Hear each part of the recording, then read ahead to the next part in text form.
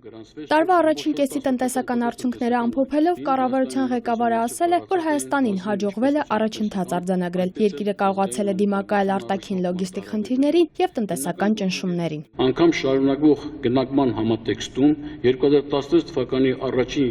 եռամսյակում գրանցվեց 4,4% տնտեսական աճ, իսկ հունվար-հունի ժամանակաշրջանում տնտեսական ակտիվության ցուցանիշը նախորդ տարվա նույն ժամանակաշրջանի նկատմամբ աճեց 4,8%-ով։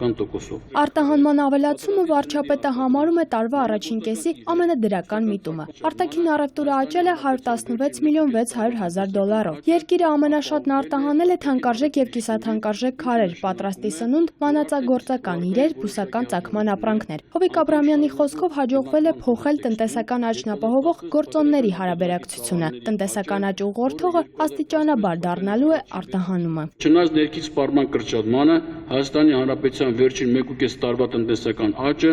ապահովվել է արտաքին առևտրի շնորհիվ, ինչը նշանակում է, որ արդեն իսկ տեղի է ունենում որակապես նոր տնտեսական աճ, այն է,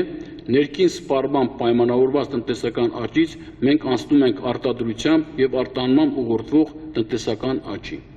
Այսպիսի փոփոխությունները կարող են հանդիսանալ տնտեսության նոր երկարաժամկետ ձևափոխության սկզբի նախանշաններ։ Կառավարության ղեկավար ծայրահեղ կարևոր է համարում գործարար միջավայրի բարելավումն ու նոր մրցակցային առավելությունների բացահայտումը։ Վարչապետն ասել է, որ կառավարությունը պատրաստ է գործակցության եւ հետևելու է քաղաքական ուժերի ու քաղաքացիական հասարակության հրապարակային առաջարկություններին։ Նազելի Գրիգորյան, ժամը լրատվական։